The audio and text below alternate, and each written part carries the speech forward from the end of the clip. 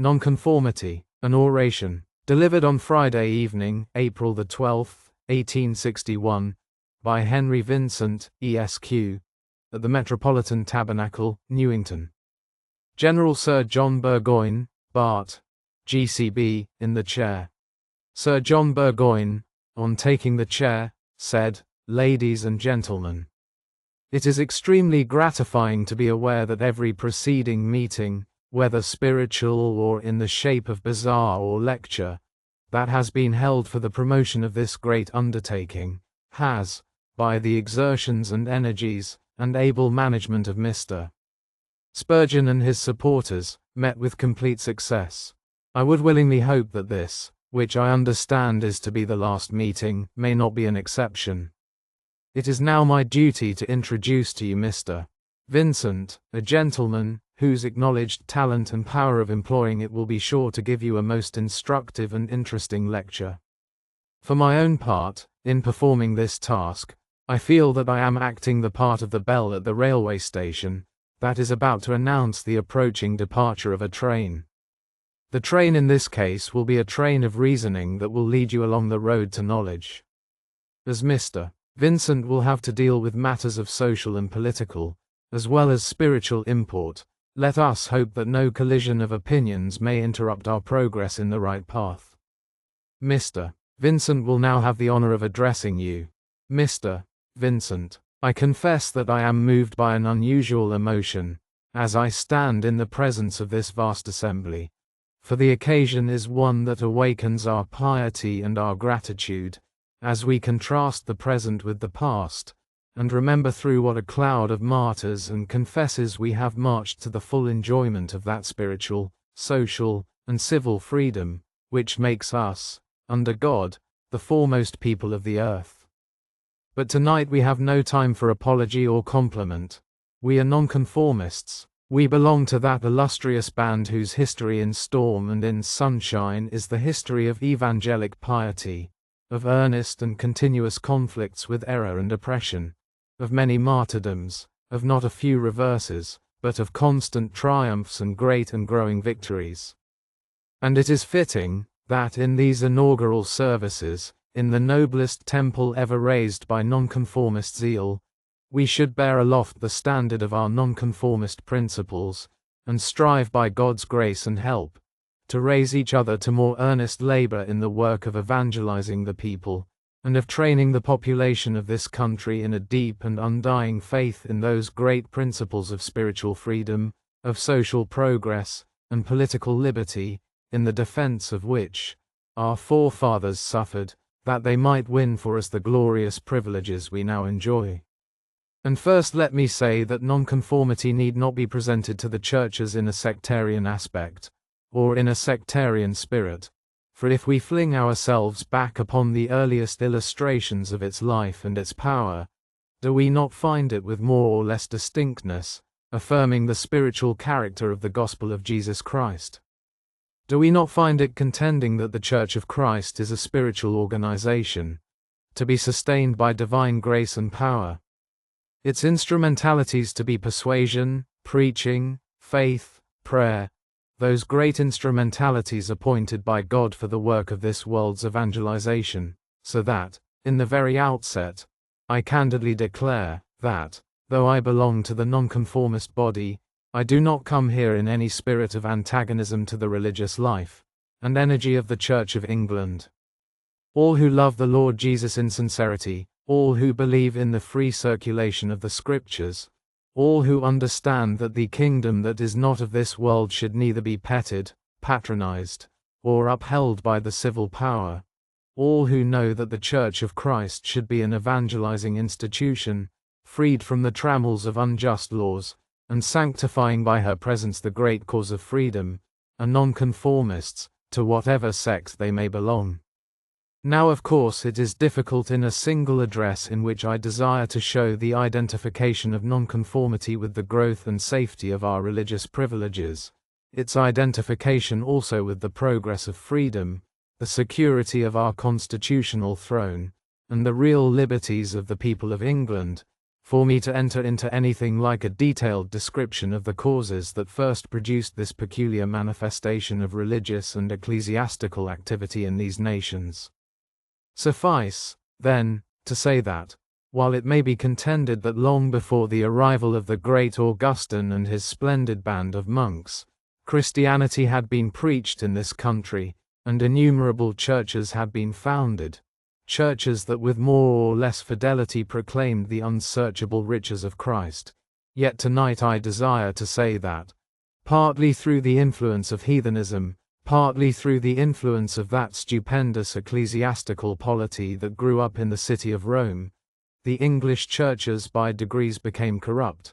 The English churches by degrees became enslaved by priestcraft or by superstition, and though, perhaps, some churchmen might dispute with me the first position that I take, I desire respectfully to maintain that those early Christians, after the establishment of the Roman Catholic Church in these islands, who contended against the superstitions of Rome, who contended against the ecclesiastical despotism of the Romish See, from men like Grosseteste, Bishop of Lincoln, down to immortal Wycliffe, who has been termed, not unaptly, the morning star of the Reformation. These men were all nonconformists, because they refused to obey the arbitrary power of man, and defended against tyranny the everlasting truths of God.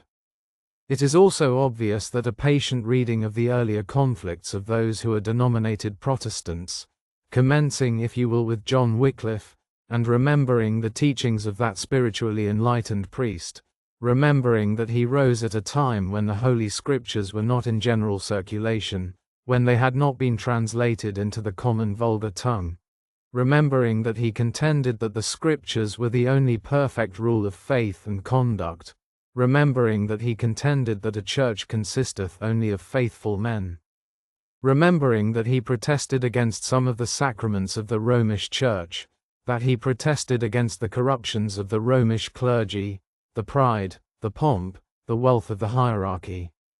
Remembering that he aided in the sending forth of that body of evangelizing priests, who, like the Puritans of an after age, went from city to city, and from town to town, to proclaim that religion is, and ever must be, a personal matter between a man and his Maker, preaching the necessity for a divine regeneration in the soul, and then, with an independence and courage worthy of the highest praise, translating the New Testament from the original monkish Latin into the common English tongue, and laying the foundation for the power to read, and the power to think, and the power to preach, he must be regarded not only as the morning star of the Reformation, but as the father of true nonconformity in its battle for civil and religious freedom. History teaches us that the Christian people, enkindled into life and zeal by the teachings of Wycliffe and his followers, constituted themselves under various shades of difference as the evangelizing and religious portions of the population of this country. History tells us that they were dealt with, first by the priesthood, and then by the civil power as heretics, as seditious and traitorous people, dissatisfied with the church, dissatisfied with the government of their country. And though of course it is not to be denied that some of them held strong views in favor of episcopacy, that some of them still clung to dogmas that modern Protestants believe to be heretical and dangerous.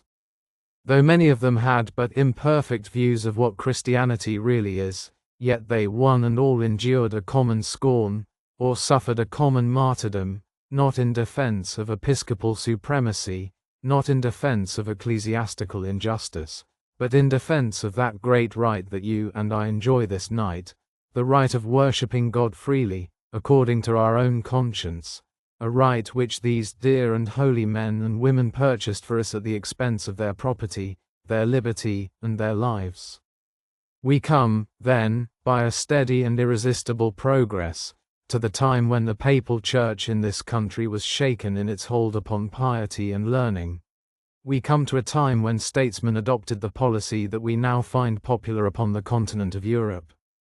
Statesmen felt that the claims of the papal chair, exercised as those claims were in a most intolerant way over weak princes, weak magistrates, and weak parliaments, statesmen discovered that the security of the kingdom, the independence of the crown, and the supremacy of the civil laws, were incompatible with the exercise in these islands of a foreign ecclesiastical government.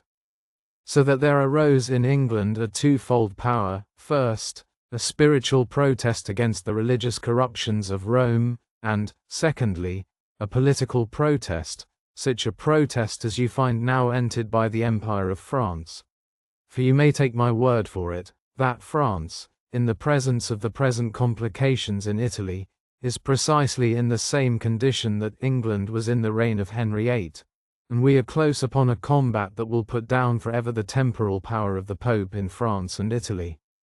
Now we come, then, to the reign of Henry VIII, when, after many serious martyrdoms, there arose a stronger repugnance to the priesthood, and a greater restiveness under ecclesiastical restraint, despite the power of the court and the power, moreover, of the priesthood itself. And this restiveness rendered a great change in our ecclesiastical institutions an absolute necessity. I am not about to sketch the life of the 8th Henry, except to say that it is very remarkable that precisely at that period when Martin Luther, everlasting honor to the glorious monk, had blown the trumpet of his great revolt in the German states, it is very remarkable that Henry VIII, of all princes, should have stepped into the intellectual arena to engage Luther, to dispute with him on the dogmas of the papacy, to write that famous treatise, The Defense of the Seven Sacraments, in which he attempted to prove that Martin Luther was wrong, and that the papacy was absolutely right. It is very remarkable, I say, that this prince, partly through personal intrigue, partly through the political complications of the time, partly through the criminality of his own passions, should have been an agent in the destruction of the external power of that papal polity. And though I am far from being an admirer of that bluff and burly king, I nevertheless regard the heavy blow dealt at that time by the short, sharp, cutting Act of Parliament, which declared that henceforth the Pope of Rome should exercise no legal jurisdiction within this kingdom of England. I regard that glorious blow at papal supremacy as the great important step towards civil and religious freedom, for all history declares that popery will slay liberty, if liberty does not destroy popery. But now we notice one of those painful facts that occur constantly in the history of the Church of Christ.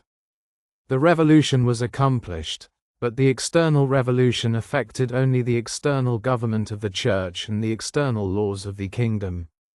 The spiritual portion of the people looked on with joy as they saw the papal power driven back, but they soon found that under the new institution, there still existed the old leaven. For it is one thing to change the laws of a country, and another thing to change the character of the people, and the great work always is to change the people first if you can, for there can be no permanent change in legislation unless it springs from the moral and intellectual growth of the people themselves. Attempts were made, therefore, to enforce in the new institution conformity to moderate Protestant and moderate Catholic opinions. You had, as it were, a compromise, and I am not about to condemn the statesmen who made this compromise. I have no doubt they acted as discreetly as they could, for the times were critical, the people were ignorant and superstitious, and the change depended more upon the court, the statesmen, and the Parliament, than upon the great body of the English population. But still the fact is none the less a fact, that the great church that arose, containing much piety, much worth, much learning, contained within its own bosom discordant elements, partly papal, partly Protestant, and was exposed to attacks from two extremes. The Catholics assailed it on the one side, the ultra-Protestants murmured on the other, and the great institution oscillated according to the predominance of certain sentiments in the court, and the legislature oscillated now towards papacy, and now towards Protestantism, but ever and anon resorting to unjust, oppressive, and persecuting acts, sometimes against the Catholics, and sometimes against those who were afterwards termed Puritans, until there dawned upon the minds of a few Christian people that oppression, whether under the name of Protestantism, or under the name of Popery, must be opposed by earnest Christian men, if they would found churches as they ought to be founded, freed from the oppressive domination of states, and purged from the corruption of pomp and of wealth. To me it is evident that the men and the women who suffered on the Protestant side, though they were attached to episcopacy when they died at the stake, thought less of episcopacy than they did of the gospel. They did not die for prelacy. Prelacy has never had a martyr yet, never. They never died for prelacy, and it is untrue to say that they died for prelacy. They died for the gospel of Jesus, and when tied to the stake and tempted by the fiends who bound them with the after of life, and honor and glory, if they would recant, they kissed the stake with fervor, and exclaimed in the presence of excited crowds, "None but Christ, none but Christ." And it is obvious that though some might have preferred episcopacy to Presbyterianism, or to independency, yet they constitute a portion of that army of noble and devoted, and pious men and women, who laid the foundation for our nonconformity in all its piety and its power. Now, the Reformation, obstructed for a time, breaks out with renewed effulgence in the brief reign of Edward VI. You find then what Protestantism had been doing. Men complain occasionally when town missions are in operation, or when foreign missions are working, that no fruits from their labors immediately appear. God works in his own way. Man sows the seed and exerts himself under the divine guidance to the utmost of his strength and his power, and in God's own time, the fruits of this holy seed appear.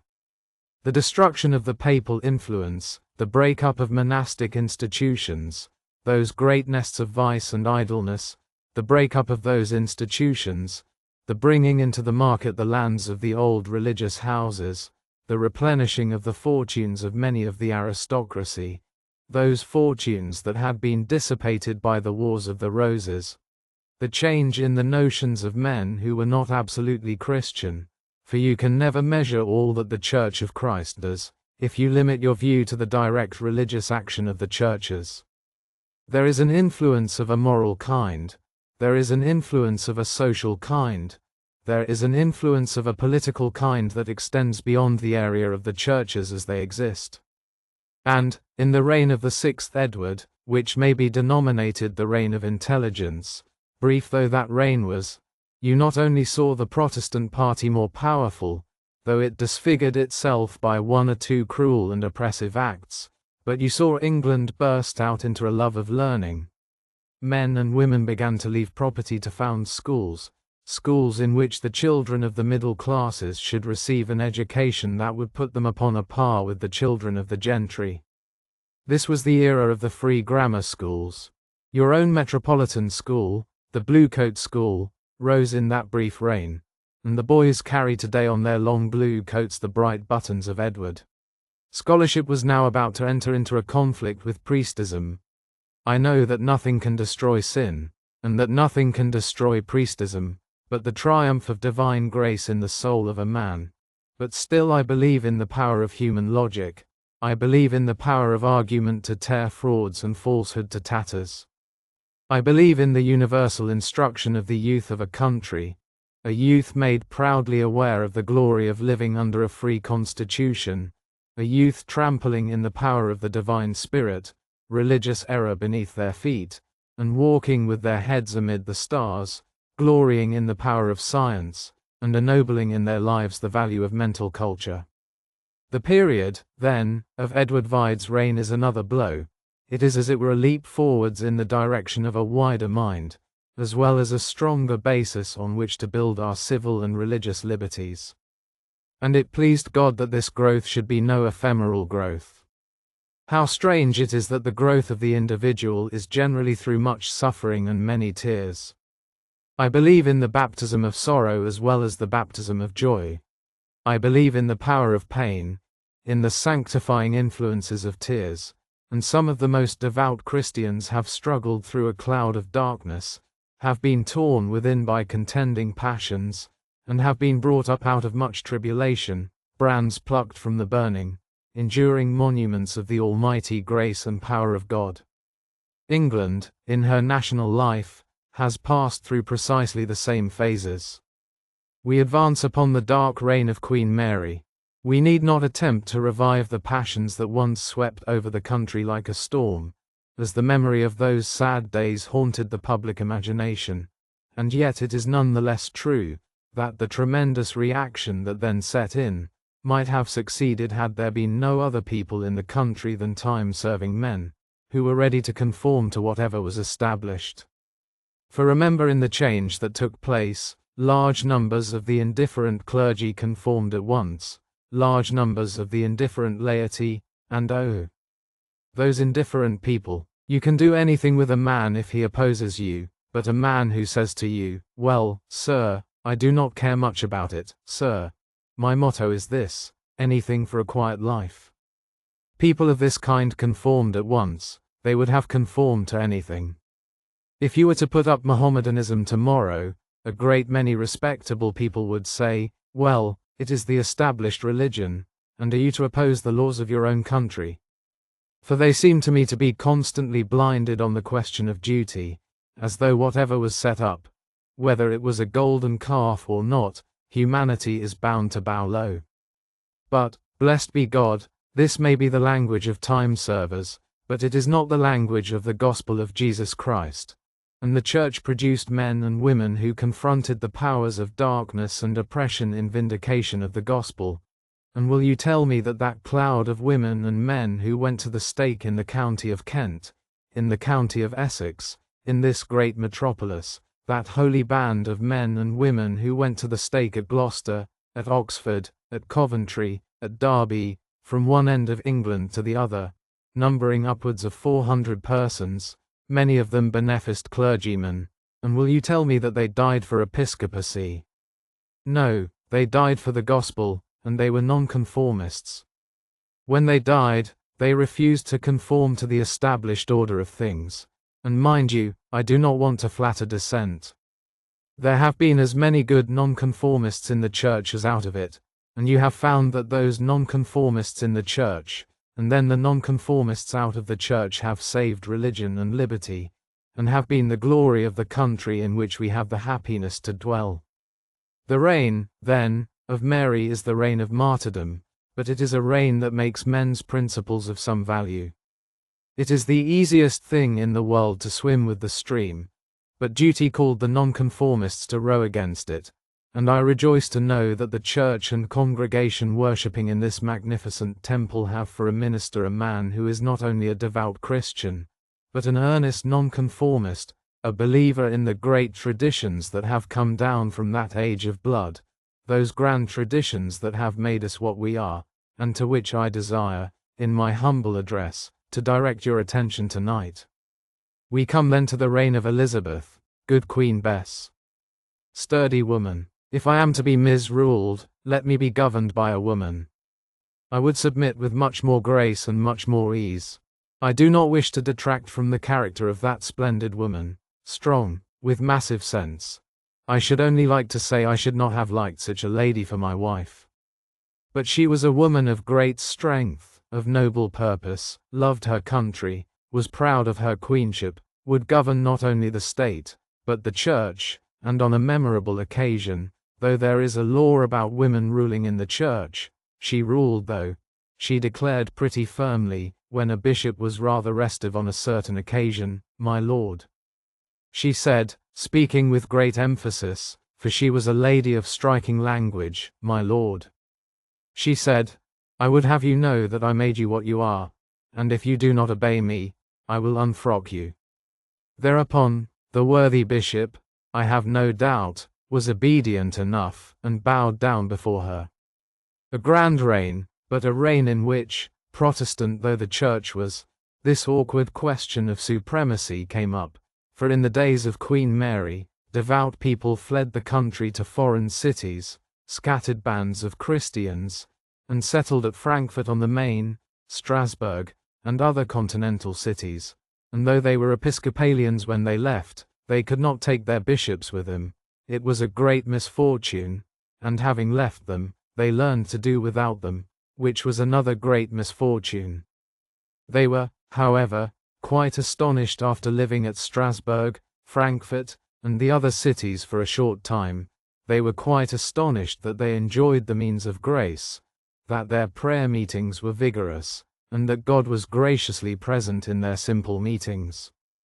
These truths had dawned upon a few. They now dawned upon more. They could not be all of one mind. Some people want us all to be of one mind. There is only one mind in religion, the mind of the Holy Spirit within us. But in non-essentials, there is plenty of room for diversity of judgment. In the knotty question of church government, some people like prelacy, some independency, some one form, some another, some Presbyterian. Let all the people enjoy the form of church government that they believe to be right, only let them pay for it themselves. Ah, if a friend of mine were here, I know what he would say. Yes, he would say, you hear these people applaud. It is all very well for these people to applaud, for they know how to give money, and they know how to build temples like these. But he would remind me of an occasion in which a bishop preached a charity sermon, and my friend would say to me, you know, Mr. Vincent, your voluntary principle is all very well, but it will not do for everybody. I held the plate at the door, and although the bishop had preached, the richest man in the parish only put in a shilling. Well, I can only say, that can be paralleled by some dissenters, who, if they have to give, always fumble in their pockets until they find a threepenny piece. And I have heard provincial ministers mourn over the threepenny pieces. And in the small provincial towns, there is a party known by the name of the threepenny piece party. So that it is utterly impossible to find fault with any particular sect. And we can only say this, that there is room for diversity of judgment, there is good and bad everywhere, and all that we say is that the element that stood up in Elizabeth's days was the same element that stood up in the days of Mary. Back came the exiles from Geneva, and dressed in all kinds of dresses. Now it never troubles me how a minister dresses. If he has any peculiar love for a gown, let him get into it. If he has not a love for a gown, let him get out of it. It does not trouble me whether he is well dressed or badly dressed. I think far more of his doctrine than I do of his dress, and far more of his life than I do of his appearance. Well, sirs, the exiles came back religiously rejoicing under the rule of good Queen Bess. Some of them, when restored to their pulpits, went in their academic Geneva scarves, and looked very odd. Some of them went in with the old surplice, some of them went in with an old coat, a very old coat. Exiles were not very likely to get rich, conformists were more likely to have good coats. You have, then, an attempt made to enforce unity in apparel. Strange to say, uniformity at first was not attempted in doctrine, but in apparel.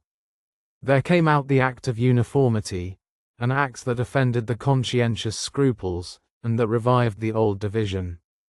The Church severed again, not openly, but still the division was discernible to all intelligent minds. There were men like Whittingham, Dean of Durham. There were men of great distinction, 1 or 2 prelates, clergymen of high scholarship and unmistakable piety, who protested against the Act of Uniformity, and inasmuch as they had continued to carry out the freedom they had acquired in the foreign states, there came out Her Majesty's orders prescribing how the clergy should dress, and this description was quaint enough.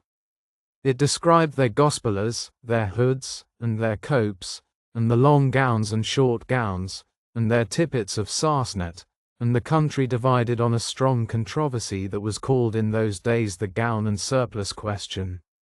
One of the clergymen, the Dean of Durham, was cited for refusing to wear what he rudely called the priest's rags.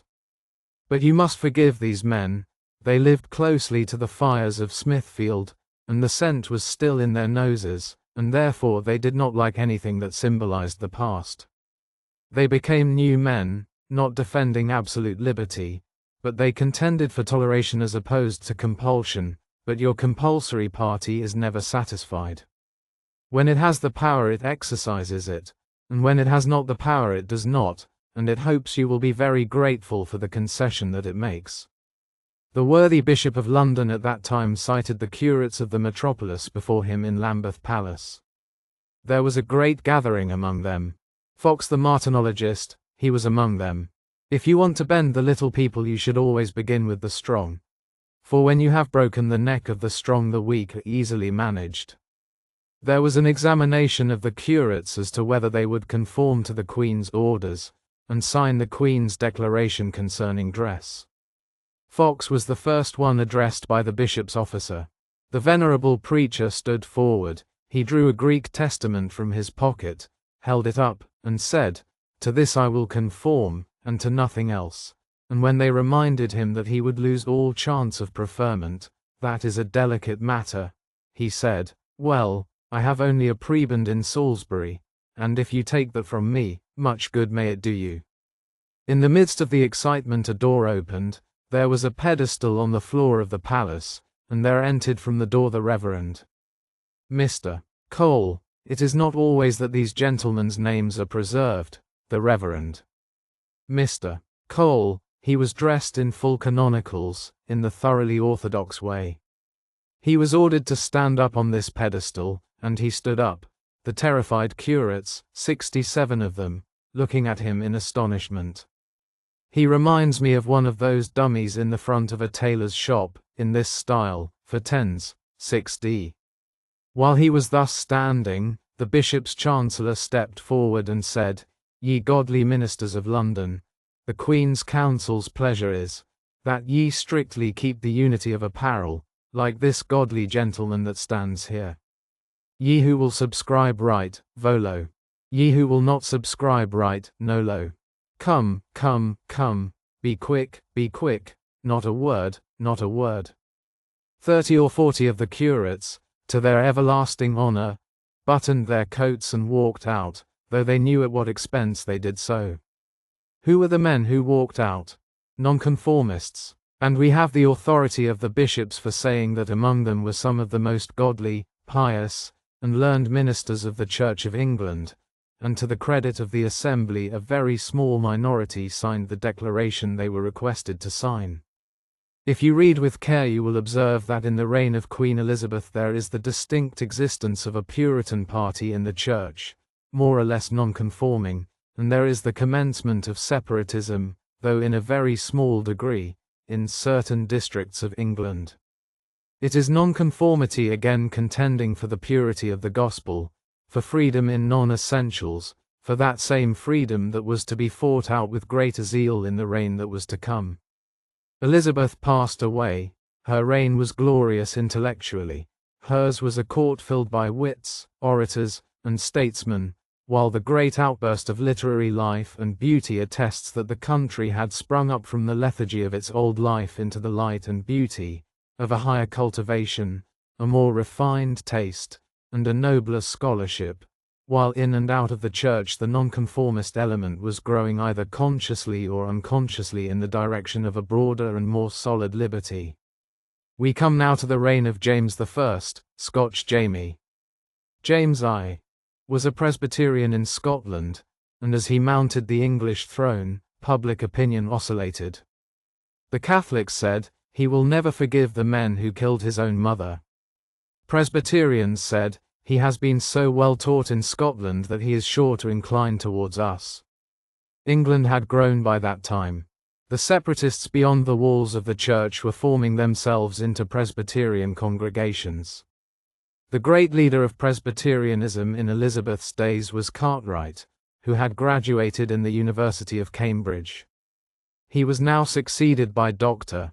Reynolds, a man eminent for his piety and learning. There were also, I believe, a few scattered congregations of Baptists and Independents, unimportant in numbers, but earnest in principles. The king was no sooner on the throne than he allied himself heartily with the Prelatic party, because the nonconformist element, strengthened by the Scotch power, was now confronting the varied despotisms that still continued to disgrace our Protestant faith. The king invited a conference at Hampton Court. I need not describe it. It is a link in the chain, though, of this nonconformist history. Several of the prelates were there. Dr. Reynolds and a few Puritans were there. The king browbeat the Puritans, insulted them, told them that he who sought to introduce a Scotch presbytery into England was a man not to be tolerated. He turned towards the Puritans and said, "I'll harrow you out of the land, or I'll do worse." The reign of James was inaugurated with a strong and oppressive policy, and from this time, assaults were made with remorseless vigor upon Presbyterianism, and upon those who began to propound independent and Baptist sentiments. It was then that the scholarship of the country began to debate the question of the Constitution, for the English Constitution enjoys this advantage, that all its ancient traditions, those sustained by common law, are all in favor of common right, and the Puritan party, leaving the Hampton Court Conference, began to say, "How is it that we are constantly subjected to fine, imprisonment, banishment, or death?" And the answer came to them, "Because you are not faithful as citizens. Because you do not understand that though you should not mingle up your church government with the policy of the Crown, or the policy of the Parliament, it is your duty as citizens to see that the laws do not transgress the limits within which they are entitled to act, that the laws of England are intended to protect all men in the honest exercise of their religious opinions." The scholars, taking this ground on scholarship alone, attracted the attention of the more earnest Christians, and these earnest Christians said, "These scholars speak wisely, for the scriptures of truth give to us the right to worship God according to the dictates of our own conscience." So that under the current there welled up, partly from the universities, partly from the Lords and Commons, partly from the Presbyterian and dissenting meeting houses, partly from the non-conforming body in the church, there welled up these grand ideas, that the Parliament of England, consisting of Crown, Lords, and Commons, ought not to be an oppressive body, and that every man who was loyal to the Crown, and obeyed the laws, ought to enjoy perfect liberty with every other man in the kingdom. It was then that the court party and the prelatic party felt their danger, and they struck hands. Prelacy said to the Crown, "Believe in the right divine of bishops," and the Crown said, "I do," and the Crown said to the prelates, "Believe in the right divine of kings," and the prelates said, "We do."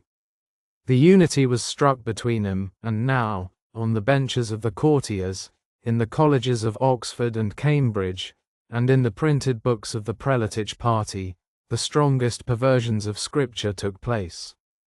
"Wilt thou not be afraid of the power of the king? As by divine law, whatever the king wills must be obeyed." Scholarship said, "The common law knows nothing of divine right."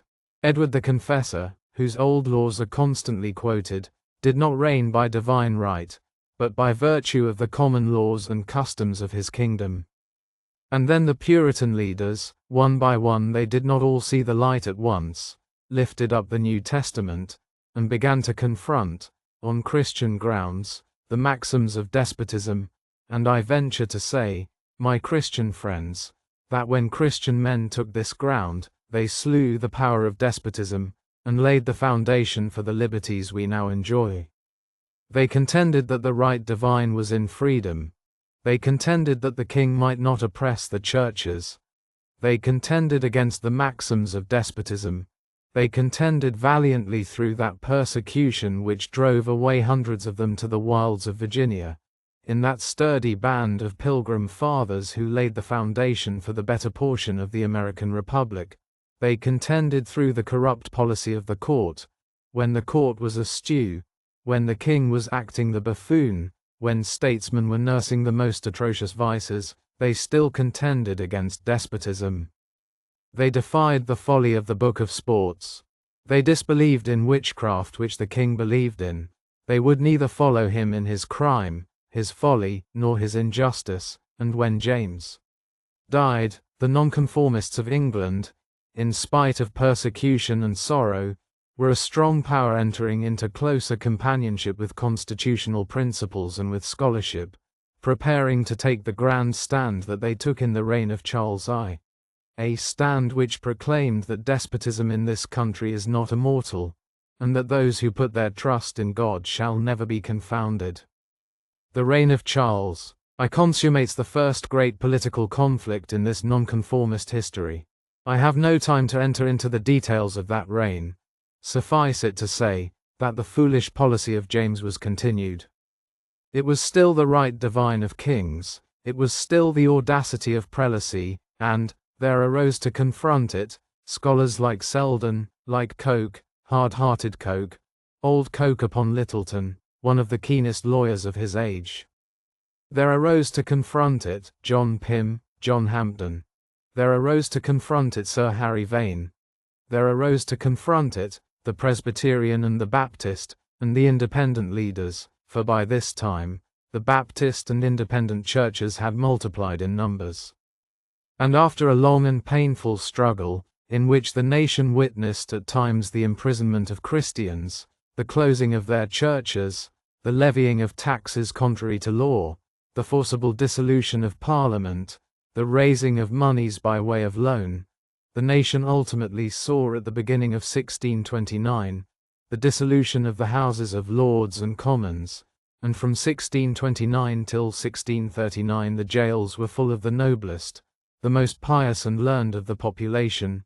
Churches were closed by violence, among them that grand old Bristol Church, the Broadmead Church, associated with Baptist history. London suffered intensely in that time. Noble men stood in the pillory, Bastwick, Leighton, and Burton, Prynne, and others, had their ears cut off, their noses slit, their cheeks branded with red-hot letters, hundreds fled to America. It was an age of persecution and despotism, until in 1639, the Parliament was revived, but dissolved in 3 weeks. In 1640, it met again as that Long Parliament. Described by Macaulay as the Parliament containing the greatest geniuses for government the world ever saw. The great body of the members were Episcopalians, but they were nonconforming Episcopalians.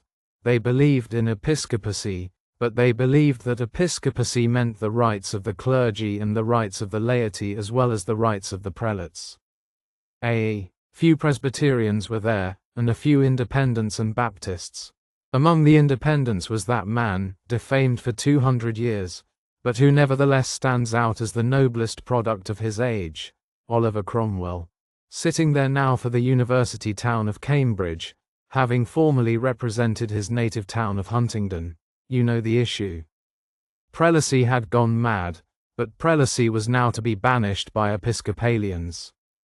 Parliament restored the due action of the law, swept out of the law books the ill-fated decision of the King's Bench against John Hampden in the case of the ship Money, liberated Pym, Burton, and Bastwick from their long imprisonment, fined their judges, and finally when the bishops became more unpopular, and there was a cry against them, the bishops, finding they could not get peaceably to their places in the House of Lords, petitioned the king to take care of them. The king said he had enough to do to take care of himself, and that if they had any grievance to complain of, they had better petition the House of Commons.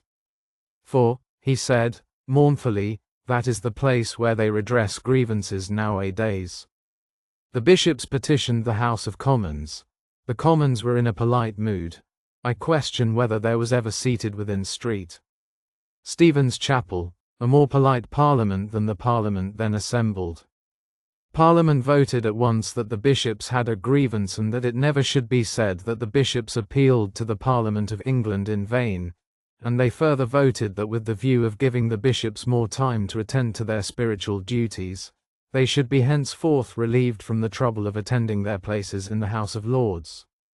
This resolution was conveyed in such touching language that I am sure the prelates must have been delighted at the spiritual perception of a worldly House of Commons, for the House of Commons said it had been induced to come to that resolution out of tender concern for the interests of souls. The bishops went their way. It is reported that a few of them were overtaken by a dash of the old Adam as they went forth, and that they turned round and cast a lingering look on the flesh pots of Egypt. Still they went forth, and you now see the folly of straining a point too far. Never strain a point too far. The prelates had strained a point too far. They cried out, all or nothing. That is always a dangerous thing for despotism to do. It is the only cry for free men because there can be no compromise on the question of liberty. But if the despot be wise, he will concede from time to time. And if the Pope of Rome had been wise, he might have lived 10 years longer, but the fact of refusing all concession puts him in an awkward position. You know the result, like the King of Naples, who threw a constitution out of the window when he was about to run away. The Pope is now too late. In this country, on the back of this event, the King made the miserable attempt to seize the 5 members of the lower house, and it was then that the nation roused itself to advance upon the civil wars. I have no time to sketch them except to say that the civil wars were sustained with great courage on both sides, and history attests, Macaulay tells you, and all the modern writers, that the party that saved the cause of the Parliament was the godly party, the nonconforming party. Headed by my Lord of Essex, the parliamentary armies in Cornwall, Somerset, and Devon were beaten. But what beat the King? The Ironside regiments, and the regiments of the lovely companies under Cromwell, the Baptist, Independents, Presbyterian, and Low Church brethren. The men of godly energy were roused to action by this magnificent soldier, and at length, in the face of the ruffles and flowers, and dash and gallantry of the royalists, the proud Cavalier army is destroyed amidst the thunder of artillery and the rattling of musketry, and the flashing of steel on the deathless fields of Naseby and Marston Moor. The revolution was not the work of dissenters, but the work of despotism. The Liberal Party never makes revolutions. Despotism makes revolutions by its infatuated resistance to what is right. The conservative nonconforming element survives the death of the King, enters into conflict to prop up the irregular government, and under the brief but brilliant reign of Cromwell, the gospel was preached with fervor from one end of England to the other. And though Cromwell did not thoroughly understand religious freedom, that is to say, he had not grown to understand that there should be no interference on the part of the state with religion, yet in the main he never interfered except to put down conspiracy. It was the age in which Chillingworth was promulgating his Episcopalian aphorism, "The Bible and the Bible alone is the religion of Protestants." It was the age of Owen, and Howe, and Baxter, the immortal author of the Saints' Everlasting Rest. It was the age of John Bunyan, the greatest of our allegorists, an age in which the learning and piety of the people broke out with force. But unhappily there were divisions in the nonconformist camp. There was a party that wanted to set up the presbytery, and this party was a powerful party. It was confronted by the Baptists and Independents, and of course by Episcopalians, and by that great intellectual exponent of nonconformity, that illustrious scholar, whose life is at once the glory of our own country and the astonishment of the world, John Milton, the noblest defender of unlicensed printing and unlicensed preaching, and the noblest defender of absolute civil and religious freedom who ever trod the soil of England. The Commonwealth fell because it rested too much on the prowess of Cromwell. It fell through the ignorance and the divisions and corruptions of the people. It fell through the dissatisfied intrigues of Republicans and Presbyterians. The nations went back to her old constitution, for England is not a revolutionary country. Her tendencies, though progressive and liberal, are always conservative in the best sense. The nation, torn by faction and fatigued by storms, recalled the son of the late king. He came in on his Declaration of Breda, a declaration in which he promised that none should suffer on account of conscience, and that none should be disturbed for their conduct towards his late father. It was a full and complete amnesty, with the exception of the persons of the regicides. Now, the Presbyterian party thought that by a little conformity things might be managed. Even the noble Mr. Owen, and one or two others, thought that a partial conformity would be the best thing. But no sooner was Charles E. upon the throne than in the face of the Declaration of Breda, on Tower Hill, and at Charing Cross a holy band of men, though branded with the name of regicide, devout men went to the block one after another. There was that Colonel Harrison, of whose execution there is a record kept in Bristol, written by a Mr. James, which is deposited in the library of the Baptist College. It is dated, London, that dismal, bloody, and never to be forgotten 13th of the 8th month, 1660. This sad day hath the enemy prevailed to shed the blood of the innocent according to the cursed sentence of this accursed generation. For dear Harrison was about 8 this morning brought out of Newgate, drawn on a sledge to Charing Cross, where by 10 they had hanged and quartered him. He went out with as cheerful a countenance as ever I saw him, and held out so to the end. His speech was very short, but very heavenly, encouraging still to own the cause of Christ, which, he said, Christ would revive. He said they did not know what they did, that he was fully assured of the love of the Lord, and that the Lord would in due time own and justify him in that for which he was condemned. Carew, ancestor of the present Carew, of Cornwall, perished in the same way, and while the executioner was cutting up the body of Mr. Carew, someone pressed Hugh Peters, the famous chaplain to the Parliamentary Army, and the executioner rubbed his bloody hands against Hugh Peters' face, and said to him, "How do you like this, then, Mr. Peters?" For his turn for execution came next. Peters looked at him, and said, "I bless the Lord I am not dismayed, you may do your worst." He knelt down and prayed, and hoped that those who were present would not despise the truths of the kingdom because he was called to suffer for them. "What we did," said he, "was under a government de facto. We did it in the interest of the church, and for the liberties of the people, and if the like circumstances occurred, and we were spared, we would do it again," and then exclaiming with fervor, "Lord Jesus, help me. Lord Jesus, receive my spirit." He laid his head on the block, and "Sir," said a dear friend who accompanied him to the ladder, "the soul of our saintly brother was wafted to heaven." Sir Harry Vane was beheaded on Tower Hill in the same year, although he had protested against the execution of King Charles. Before he laid his head on the block, he said, "One moment and I have done." And when he had prayed fervently, he said, "Men and brethren, this cause will have a resurrection, it can never die."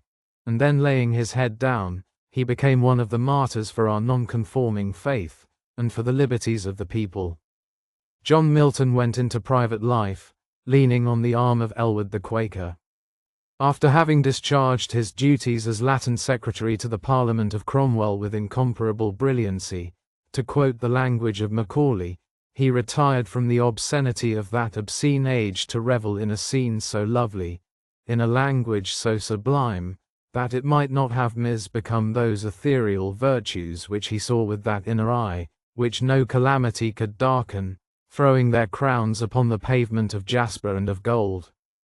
He retired into comparative quietude to revel in the gorgeous creations of Paradise Lost and Regained. The year 1662 arrived. The king and court became recreant to their promises, and soon proved to the Presbyterians their folly in trusting this wicked and weak king. A parliament more royalist than the court elected under the maddening influence of reaction, passed the famous Act of Uniformity, that Act of Uniformity that was to winnow the Church and test its spirit, that was to raise up once more in the bosom of the Church of England a cloud of witnesses, nonconformists still. Many of the Baptist and Independent churches were closed. The insurrection of the Fifth Monarchy men in London had led to a general attack on the Independent and Baptist meeting houses, which were closed in all directions. Then the Act of Uniformity demanded implicit conformity, and on that grand day, the anniversary of the awful massacre of St. Bartholomew, that day afterwards called by Englishmen, the Black Bartholomew's Day, on that grand day when the Act of Uniformity was enforced, 2,000 ministers walked out of the Church of England and abandoned all their preferments, unfurling the old flag of English nonconformity. Again you see it is the nonconforming element. But there is something more. Cromwell's army of 50,000 men was dissolved by Charles, but by dissolving the army, they sent what they call firebrands throughout the country, tied to the foxes' tails, firebrands that set the nation on fire. These men went into the villages and settled down. The villagers affected fear of them at first. There were very few invitations to breakfast, very few invitations to tea, but by and by, somehow or other, these old soldiers prospered in worldly matters, attended to their business, had family prayers at home, would pray on alone if they could not pray openly, and were never to be put down. At length the villagers and the townspeople used to nudge one another if they saw one holier than another. Is not that one of old Noll's soldiers? There was not a conspiracy against Charles's tyranny that these fellows did not pull the strings.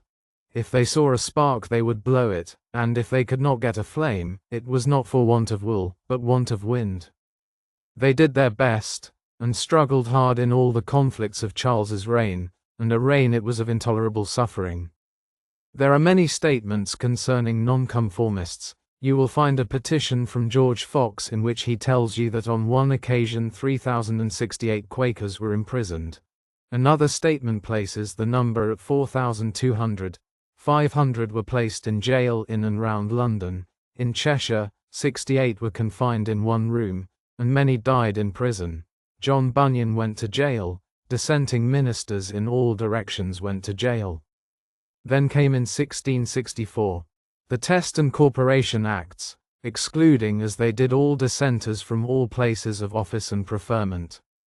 These were followed by the 5 Mile Act, that levied fines and imprisonment upon any who came within 5 miles of the town where they had formerly held a living and preached the gospel. Dissenters in chains, upwards of 10 or 12 millions of money levied in fines from the commencement of Charles E.'s reign to the close of the reign of James E. Suffering and imprisonment, 60,000 dissenters passing through the jails, many dying in prison, repeated conspiracies, executions of great and honorable men, but still the element of nonconformity held on, and you come to the death of Charles E., and the brief reign of James E. It is the old story again. The attempts of the nonconformists to aid Monmouth, constant endeavors to struggle for a higher, civil, and religious liberty, until the king, becoming papist, endeavored to tamper with the dissenters, under the plea that he would grant liberty of conscience. Several attempts were made to seduce the dissenters, but the dissenters understood what it meant, and though they had been martyred, had suffered imprisonment, and had really been driven to madness by oppression, in 1688, when the Church of England recovered her senses, and found what a faithless power the Stuart power was, nonconformity shook hands with episcopacy, and the great power confronted despotism once more, and the throne of James E. was shaken down, and William, Prince of Orange, amid the plaudits of nonconformists, was crowned King of England. And this glorious revolution is another glory that crowns the nonconformist cause. Scarcely, however, is James E. driven away, than the old conformist and oppressive party revive their ancient tactics. The nonjuring clergy, the corrupt high church people, began to conspire against the king's throne. They held secret relations with the exiled family. The party that sustained the king was the Low Church party, the Presbyterians, and the Dissenters, and there arose a great writer, who may fairly be called the William Cobbett of his time, I mean Daniel Defoe, of nonconformist notoriety, whose vigorous pen eloquently defended the throne of King William. Nonconformity was the right arm of this revolution. There was no power in the country so ready for this great change as the nonconforming power. William passes away, Queen Anne came. She had a dash of the Stuart blood in her, whereupon you have the old persecution. It always breaks out like the small pox, whenever you come into the presence of a Stuart. There were the old attempts to fine the dissenters, and when this did not do, to bribe them by the Regium Donum, introduced by a well-known statesman who said, if you cannot put 'em down by force, put 'em down by sugar plums, and I am inclined to believe that the second policy is more fatal than the first. The church has now declined in religious life, and a cloud of irreligion and sensualism darkened the land, when again the nonconformist element broke forth anew in the church. For the Church of England has never been without a people owning God, a people understanding that episcopacy is a secondary matter. Their tests may be episcopal, but their principles are Christian. They uphold episcopacy if it does not interfere with him, but allow me to say that, if episcopacy had been as wise and liberal at the middle of the last century as it is now, there would have been fewer nonconformists than we have now in the country. There arose in the Church of England a body of earnest men. One of them was John Wesley, whose name we can never forget. Another, George Whitefield, holy and earnest expounders of evangelical sentiments.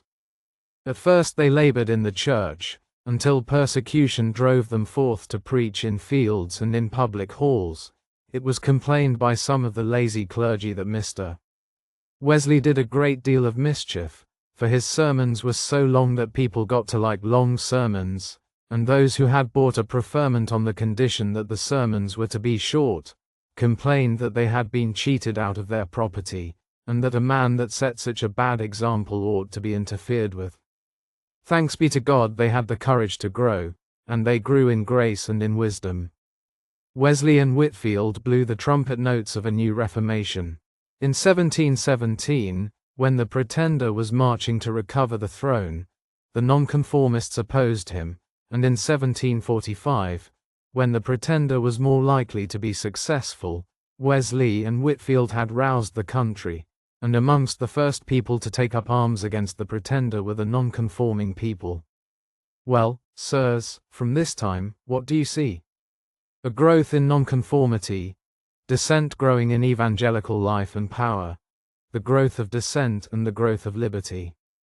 You have seen the nation leap on, till in 1825 or 1826 the Test and Corporation Act, and the other abominable laws that excluded dissenters from power were repealed, partly through the influence of Lord John Russell. Down they went. The Catholic emancipation came, and other great changes that disturbed the old balance of power. Then, sirs, came a greater spirit of evangelization. Bible societies were founded in which the dissenters played a leading part, second to none in their benevolence and activity. You have seen missionary societies formed to grasp the distant nations of the earth, in which each of the nonconforming bodies have played an honorable and pious part. You have seen popular schools founded for the education of the poor, and when Bell and Lancaster first propounded their scheme of popular teaching, they would have been put down if they had not been sustained by the nonconformists of England.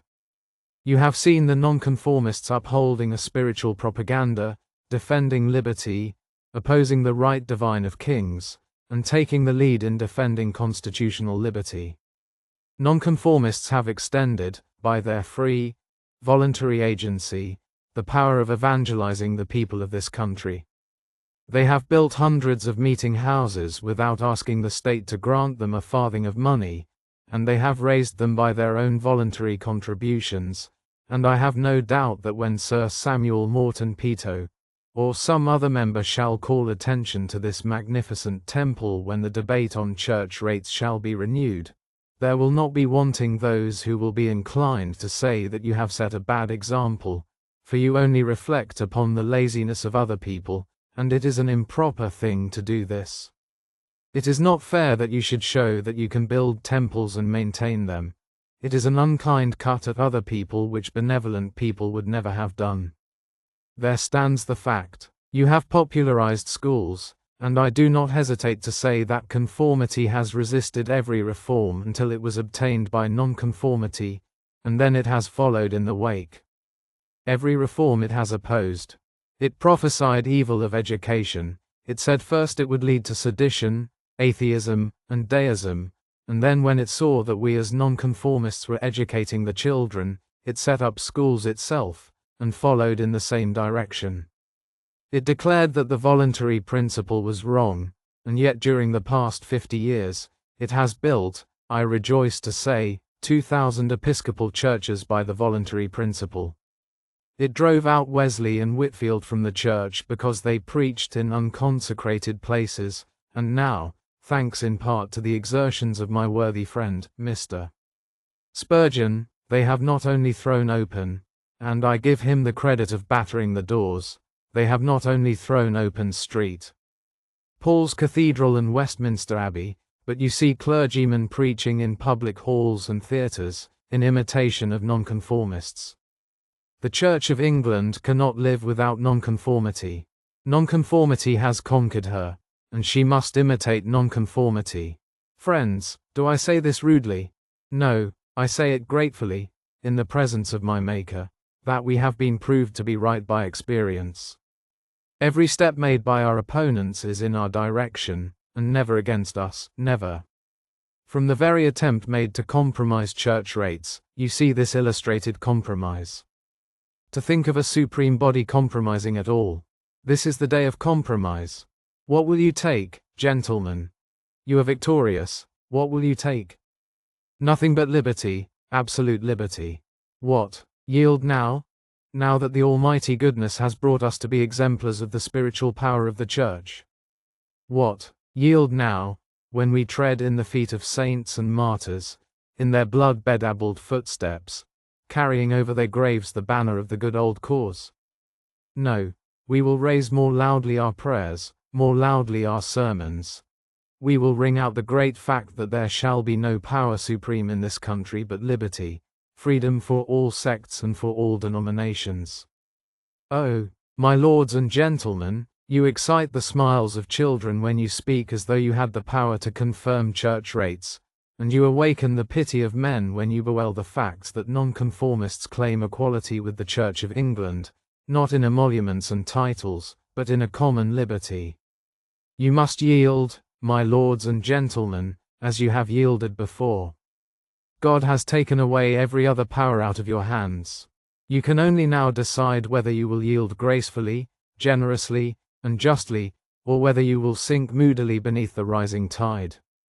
Remember, ours is the age in which the temporal power of papacy is washed from its moorings.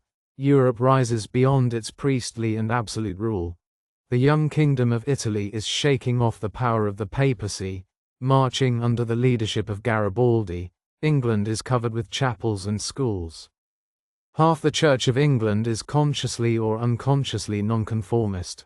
Remember, my lords and gentlemen, that we are your fellow citizens, in loyalty to the throne, in obedience to all laws that governments have authority to enforce, for we draw the line.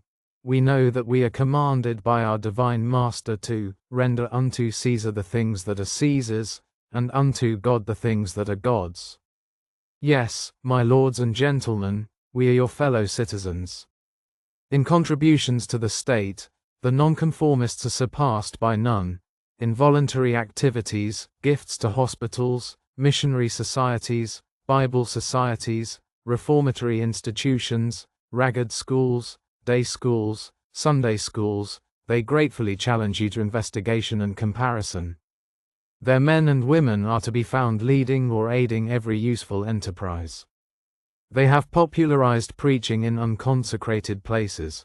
They have reared altars of faith and prayer in fields, streets, cottages, barns, halls, and theaters. And you, my lords and gentlemen, will not be disposed to deny that their untiring devotion abolished Negro slavery, rendered the penal code more humane, ameliorated prison discipline, stimulated temperance and education, aided in the passing of the Reform Bill, and were the foremost leaders and largest subscribers in the great movement for the repeal of the Corn Laws. You fear, my lords and gentlemen, that England would cease to be Christian if one sect ceased to be legally patronized. Oh, you fear this in the light of nonconformist history. Fling, I beseech you, this dishonorable fear away. In the name of that kingdom which is not made with hands, fling this unchristian fear away. Help, rather, to free the Church from injustice and the citizens from wrong. Help to proclaim the era of religious equality and freedom, and the Church shall put on a new life, and enter into evangelical rivalry with all other sects. If she loses in wealth she shall gain in power, if she declines in earthly splendor she shall grow in heavenly beauty, and in the vigor of her spiritual manifestations. A great writer and brilliant historian, whose memory we all revere, and whose polite and cultivated mind won the admiration of the world, has thus eloquently expressed himself. The ark of God was never taken till surrounded by the arms of earthly defenders.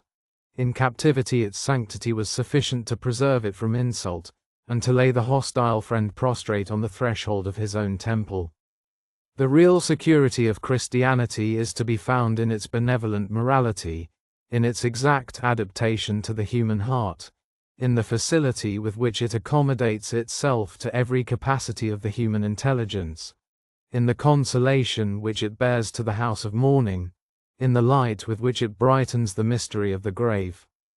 To such a system it can bring no addition of dignity or power that it is part and parcel of the common law. It is not now left for the first time to rely upon the force of its own evidence and the attractions of its own beauty. Its sublime theology vanquished the Grecian schools in the fair conflict of reason with reason. The wisest and bravest of the Caesars found their arms unavailing when opposed to the weapons that were not carnal, and to the kingdom that was not of this world. The victory which Porphyry and Diocletian failed to obtain is not reserved to all appearance for any in this age who direct their attacks against the last restraint of the powerful and the last hope of the wretched. The entire history of Christianity shows that those we thrust temporal power upon treat her as their prototypes treated her author. They bow the knee and spit upon her. They cry, "Hail," and smite her on the cheek.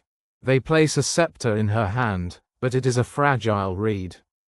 They crown her, but it is with thorns.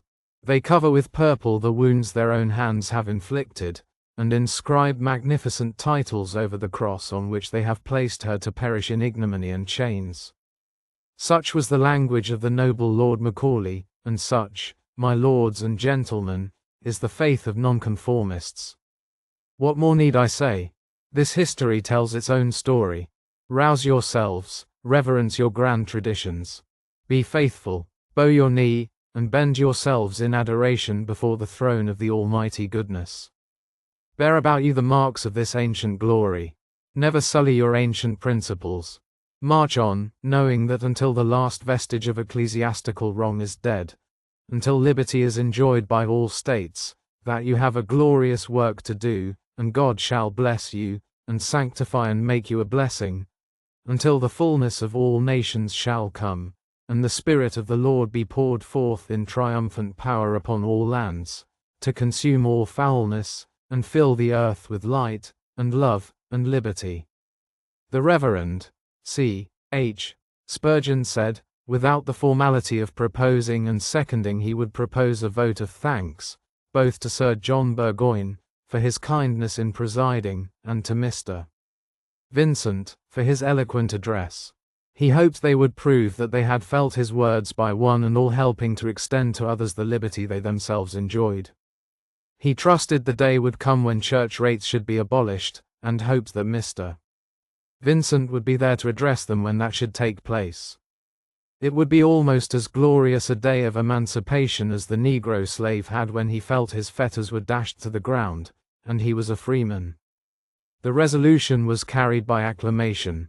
Sir John Burgoyne said it was very evident that the meeting were very sensible of the great power of Mr. Vincent's discourse from the enthusiastic demonstrations they had exhibited during the course of his speech, and he was fully justified in giving their thanks to Mr. Vincent for the brilliancy of his eloquence.